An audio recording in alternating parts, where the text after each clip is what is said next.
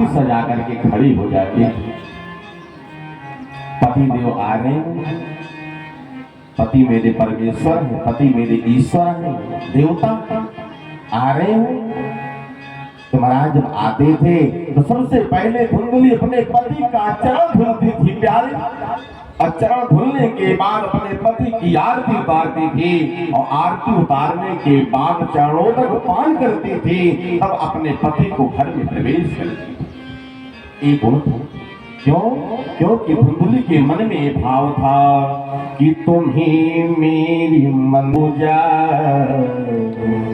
तुम ही देवता हो, तुम ही देवता हो, तुम ही मेरी मंदिर, तुम ही मेरी पूजा, तुम ही देवता हो, तुम ही देवता हो, तुम ही मेरी मंदिर, तुम ही मेरी पूजा, तुम ही देवता हो, तुम ही देवता हो, तुम ही मेरी मंदिर, तुम ही मेरी पूजा, तुम ही देवता हो, तुम ही देवता हो, तुम ही देवता हो,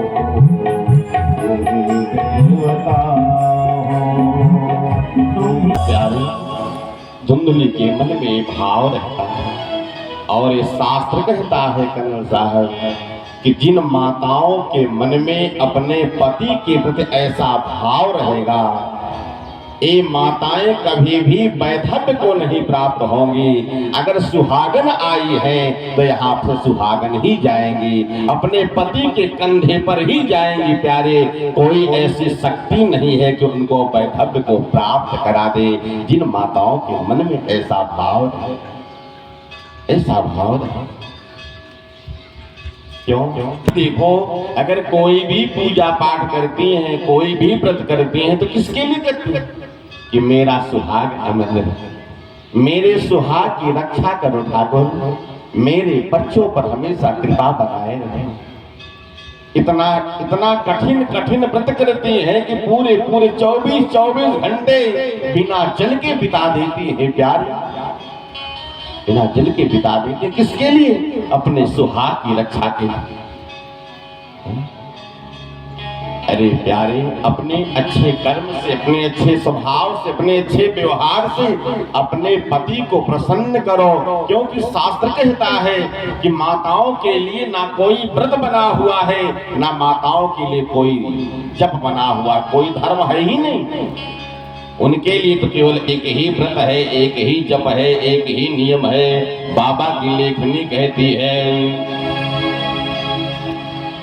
बाबा की लेखनी कह रही है, एक ही धर्म एक व्रत एक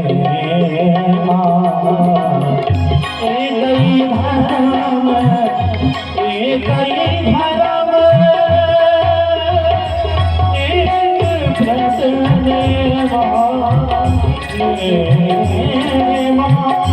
एक ही धर्म एक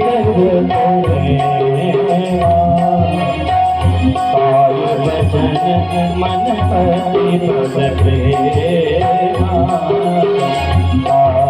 भजन मन पति पद प्रेमा।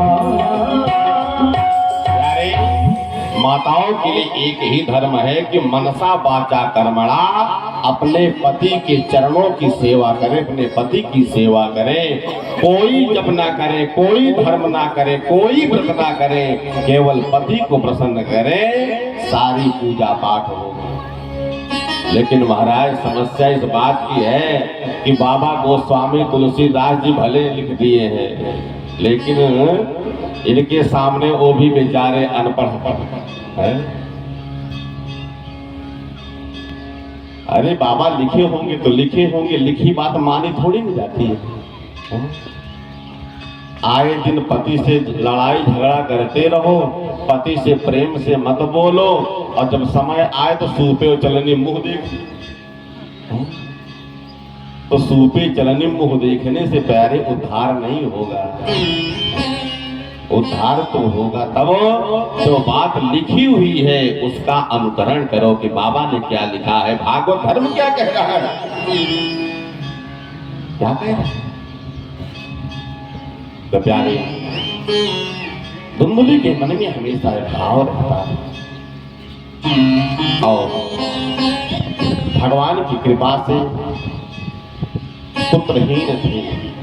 अगर मुझे सुख भी मिल रहा है तो भी भगवान की कृपा है, और दुख भी मिल रहा है तो भी भगवान की ही कृपा है। उसको भगवान की विभूति मान करके सहज स्वीकार करना चाहिए, कभी भी भगवान पर दोषारोपण नहीं करना चाहिए। क्योंकि रामचरितमानस में लिखा है कि ईश दे फल सोच विचारी। भगवान जो हमको आपको फल देते हैं खूब सोच विचार करके देते हैं। वो समझते हैं कि आगे क्या होने वाला है, क्योंकि हमारे आपके जीवन में कोई घटना घटित होती है तो उसमें एक जन्म का दोष नहीं होता प्यारे, कई जन्मों की बात होती है। भगवान कई जन्मों की बात को ध्यान में रखते हुए हमारे आपके सामने कोई न कोई फल देते हैं, प्रकट करते हैं, चाहे सुख का फल हो चाहे दुख का फल हो। और भगवान कई जन्मों की बात को ध्यान में रखते हुए, अब आप विचार करें कि माता गांधारी के 100 पुत्र थे, इसने है जी, और 100 पुत्र माता गांधारी की आंखों के सामने समाप्त हो। महाभारत एक माँ का इकलौता बेटा समाप्त हो जाए तो उस माँ के हृदय पर कितनी पीड़ा होती है। लेकिन जिस माँ की आंखों के सामने 100 पुत्र समाप्त हो गए हो, उस माँ के ऊपर क्या बीतती होगी प्यारे। तो आप विचार करें, गांधारी ने भगवान से प्रश्न किया है, प्रभु ये बताओ कि मैं अपने कई जन्मों की बात जानती कि मैंने कभी कोई पाप नहीं किया, मैंने कभी किसी का अनहित नहीं किया, लेकिन उसके बाद भी मेरी आंखों के सामने आज एक भी पुत्र नहीं। 100 पुत्रों को समाप्त होते मैंने अपनी आंखों से देखा।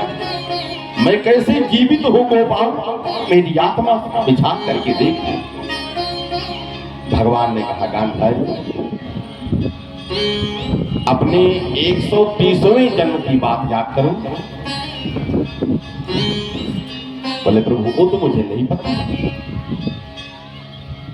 भगवान ने दिव्य दृष्टि दिया और याद दिलाया कि 130वें जन्म पूर्व गांधारी के चेहरे पर महाराज कोढ़ हो गई थी, कोढ़ हो गई थी, पूरा सफेद चेहरा हो गया। किसी वैद्य के पास गई तो वैद्यराज ने बताया कि देवी ऐसा करो कि आप 100 केचुए इकट्ठा करो, 100 केचुए इकट्ठा करके सरसों